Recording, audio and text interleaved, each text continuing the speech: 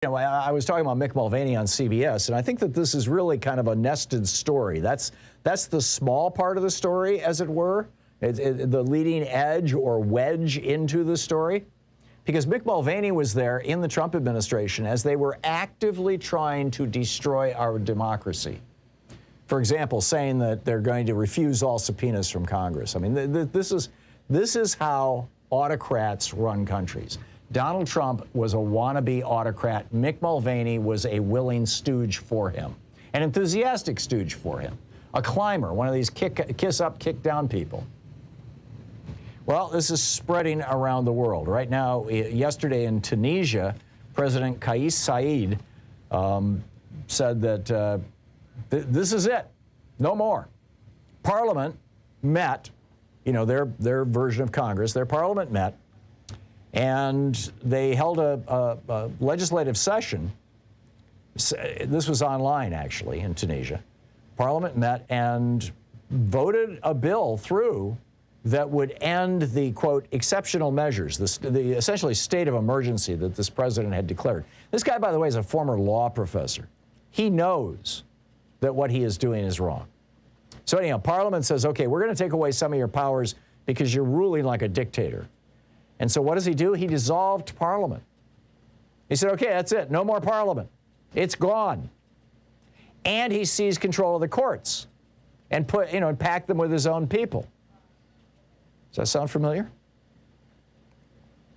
The result, of course, is, chaos.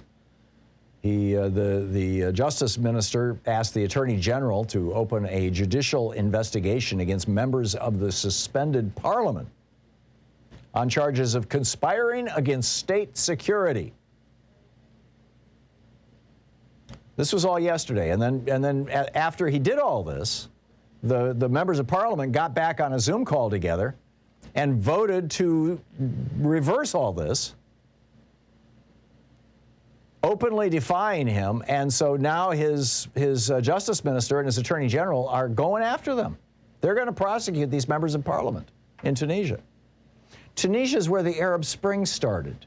It was where the street vendor lit himself on fire in Tunisia's capital over the increasing prices of wheat as a result of climate change wiping out so many of the farms in the northern part of Tunisia.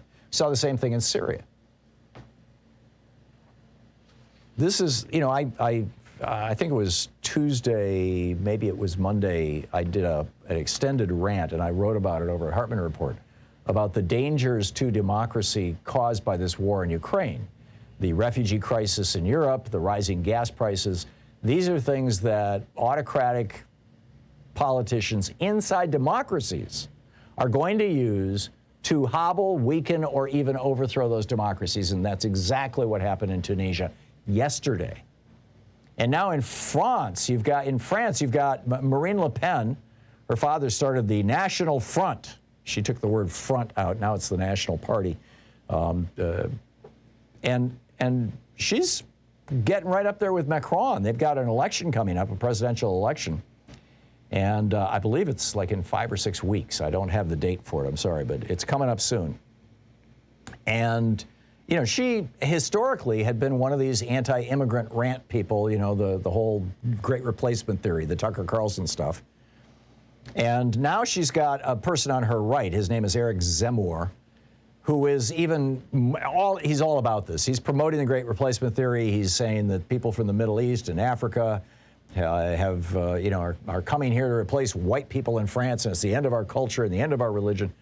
And Le Pen has stopped talking like that. A commentator in France said that she has, quote, made the opposite choice, to normalize, to soften, to smooth her words. He said her program hasn't changed at all on front national fundamentals like immigration and national identity, but she's using a different vocabulary around cherished French values like secularism.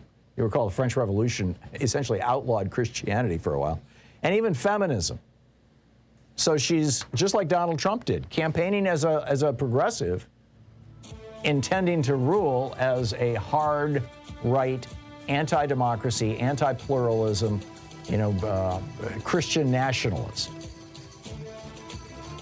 It's beginning. This is what I was warning about earlier in the week, and you know, I see it beginning. This concerns me tremendously. This crisis of democracy. It's why we all need to be actively involved in ours.